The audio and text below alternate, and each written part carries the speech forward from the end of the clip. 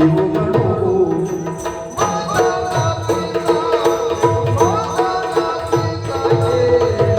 ಇವುಗಳು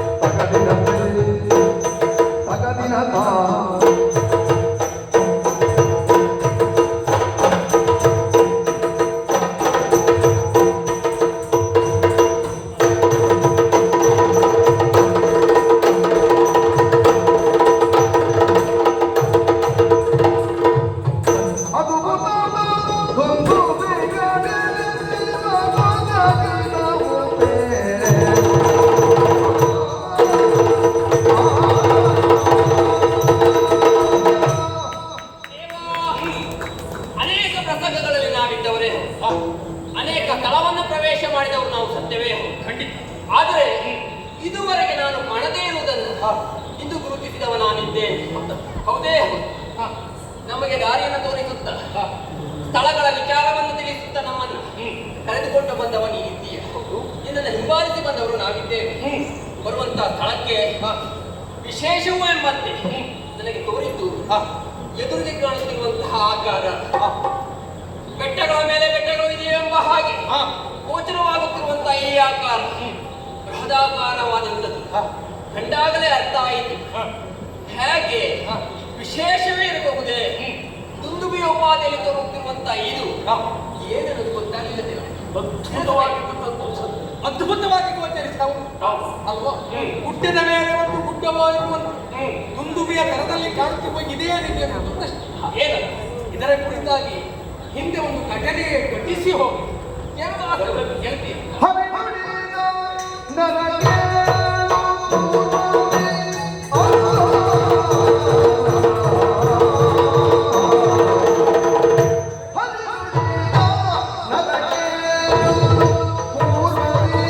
ಹೊರಳು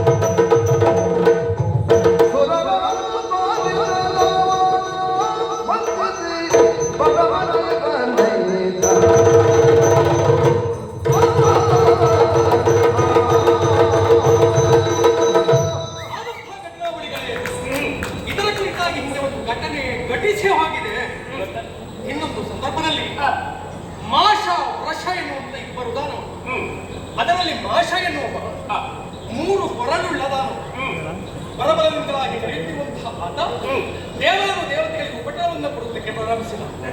ಕಂಗಾಲಾದಂತಹ ದೇವತೆಗಳು ಅವನ ಪತ್ರದಿಂದಲಾಗಿ ಓಡಿ ಪಾಪ ಜೀವವನ್ನು ಹಿಡಿದುಕೊಂಡು ಓಡಿಕ್ಕೆ ಪ್ರಾರಂಭಿಸಿದಂಥವರು ಹೋಗಿ ಹೋಗಿ ಹೋಗಿ ಪರಶಿವನ ಮೊರೆಯನ್ನು ಹುಟ್ಟಿದರು. ದೇವ ರಕ್ಷಿಸಬೇಕು ಅಂತ ಕೇಳಿಕೊಂಡು ಅವರ ಅಳಲನ್ನು ಕೇಳಿದಂತಹ ಪರಶಿವ ಧೈರ್ಯದ ನುಡಿಗಳನ್ನಾಡಿ ಧನುಜನ ವಧೆಗಾಗಿ ಹೊರಗಿಳಿದು ಬಂದವನನ್ನು ರಕ್ಷಿಸಬೇಕಾದ ಅಲ್ವೋ. ಕಡೆಯ ದಿಕ್ಕಿನ ಒಡೆಯ ಮರಣ ದರೆಗಿಳಿದು ಬರುವಾಗ ಹಾಗೆ ಬರಲಿಲ್ಲ, ತನ್ನ ಆಯುಧವಾದಂತಹ ಶೂಲವನ್ನು ಧರಿಸಿ ಬಂದಂತ ಪರಶಿವ ಆ ಶೂಲದಿಂದ ಮಾಡಿರುವಂತ ಕಾರ್ಯ ಅನ್ನುವಂತಹ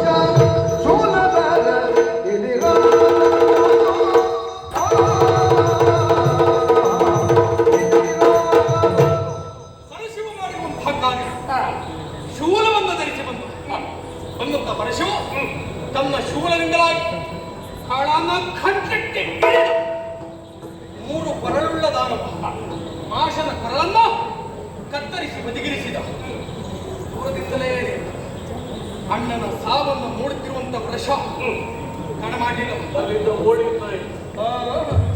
ಎಲ್ಲಿಂದ ಓಡಿದ? ನಿಂತ ಸ್ಥಳದಿಂದ ಹಾರಿದ. ಅಣ್ಣ ಸತ್ತ ಇಲ್ಲ, ತನ್ನಣ್ಣನ ಸಾವಿಗೆ ಕಾರಣಕರ್ತನಾದಂತ ಪರಶಿವನನ್ನು ಬಿಡಬಾರದೆನ್ನುವ ಸಲುವಾಗಿ ರೋಷಾವೇಶದಿಂದಲಾಗಿ ಬಂದ ಪರಶಿವನ ಮೈ ಮೇಲೆ ಏರಿದ. ಉರಿಯುವ ಜ್ವಾಲೆಯಂತೆ ಪರಶಿವ ಕುದಿಯುತ್ತಿರುವಂತಹ ಸಂದರ್ಭ, ಪರಶಿವನ ಪ್ರತಿಸ್ಪರ್ಧಿಯಾಗಿ ನಿಂತಹ ವೃಷ ಹಿಂದು ಮುಂದು ಆಲೋಚನೆ ಮಾಡಿದ ಪರಶಿವ ಅಣ್ಣನನ್ನ ಕೊಂದ ಹಾಗೆ ಈ ವೃಷನನ್ನು ಅಲ್ಲಿಗೆ ಮಾಷ ವೃಷ ಎನ್ನುವಂತ ಇಬ್ಬರು ದಾನವರು ಪರಶಿವನ ಕೈಯಲ್ಲಿ ಹತರಾಗಿ ಇದು ಕಥೆ. ಹಾಗಂತ ಮುಂದೇನಾಯ್ತು? ಅದಕ್ಕೂ ಇದಕ್ಕೂ ಏನು ಸಂಬಂಧ? ಇದು ತಿಳಿದೆ. ಅದಕ್ಕೆ ಆ ಪರಶಿವ ಮಾಡಿರುವಂತ ಕಾರ್ಯದ ಕುರಿತಾಗಿ ಹೇಳುತ್ತಾ ಹೋದ್ರೆ ರೋಮಾಂಚನವಾಗ್ತದೆ. ಅಣ್ಣನನ್ನ ಕೊಲ್ಲುವ ಬಂದಾಗ ದೊಯ್ದ ಕೃತ್ಯ ಪ್ರಪಂಚಕ್ಕೆ ವಿಚಿತ್ರವಾಗಿಸಿ ತಮ್ಮನನ್ನ ಕೊಂದ ಮೇಲೆ ಗೈದ ಕೃತ್ಯ ಬಲು ವಿಚಿತ್ರವಾಗಿ ಒಂದು ಮೇಲೆ ಹೌದಪ್ಪ ಸತ್ತು ಬಿದ್ದಂತ ಪ್ರಶನನ್ನ ಓಡಿ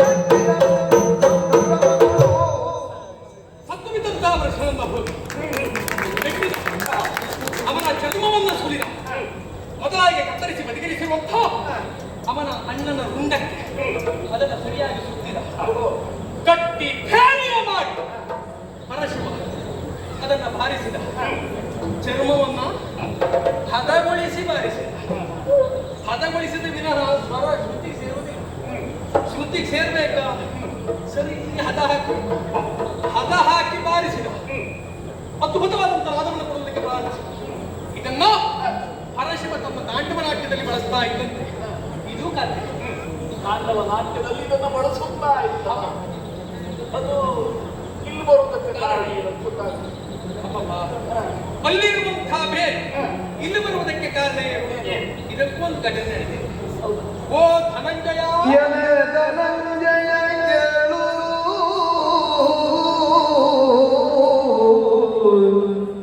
ಎಲೆ ಧನಂಜಯ ಕೇಳು, ರುದ್ರನ ಒಲಿಸಿ ಮಾಗಧ ಹರದ, ಆ ರುದ್ರನ ಒಲಿಸಿ ಮಾಗಧ ಪಡೆದ,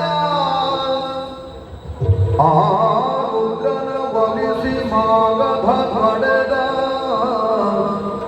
ಆತಗೆ ಮನೆತ ವೈರಿಗಳ ಅದರ ಶಬ್ದವ ಕೇಳಲು ಓಡುವರು ಓಡುವರು ಓಡುವರು. ಆತಗೆ ಮನೆತ ವೈರಿಗಳ ಅದರ ಶಬ್ದವ ಕೇಳ ಓಡುವರು, ಅದರ ಶಬ್ದವ ಕೇಳ ಓಡುವರು. ಗೆಲಿದ ನವನದರಿಂದ ರಿಪುಗಳ, ಗೆಲಿದ ನವನದರಿಂದ ರಿಪುಗಳ, ನೆಲಗಿರುವ ಮಾಡುವುದಕ್ಕೆ ಕೊಲಬೆಯುತ್ತಿರುವಾಗ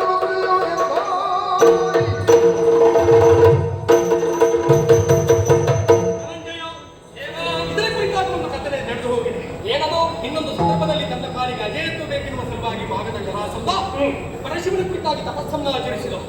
ಅವನ ತಪಸ್ಸಿಗೆ ಬಲಿದಂತಹ ಪರಶಿವ ಇವನ ಪಾಲಿಗೆ ಅಜೇಯತ್ವವಾಗಿ ನೀಡಿದ್ದು ಈ ಬೇರೆಯನ್ನು.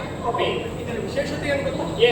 ಮಾಗದನಿಗೆ ಮರೆತಂತಹ ವೈರಿಗಳು ಈ ಬೇರೆ ಇದ್ದಂತಹ ಸ್ಥಳಕ್ಕೆ ಕಾಲಿಟ್ಟ ಮರುಗಳಿಗೆ ಅದ್ಭುತವಾದಂತಹ ನಾದವನ್ನು ಹೊರಸೂಸುತ್ತದೆ.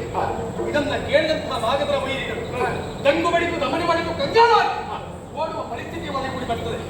ಮಾಗದನ ವಿಜಯದ ಗುಟ್ಟು ಈ ಬೇರೆಯನ್ನು ಇದನ್ನ ಬಡಿದವಂತಾದ್ರೆ ನಮಗೆ ಮುಂದಪ್ಪ ಕಾರ್ಯಕ್ಕೆ ಅದು ಅನುಕೂಲ. ಅದಕ್ಕಾಗಿ ಇಡೀ ಆಯುಧದಿಂದ ಬಡಿಯಲೇ ಬೇರೆ.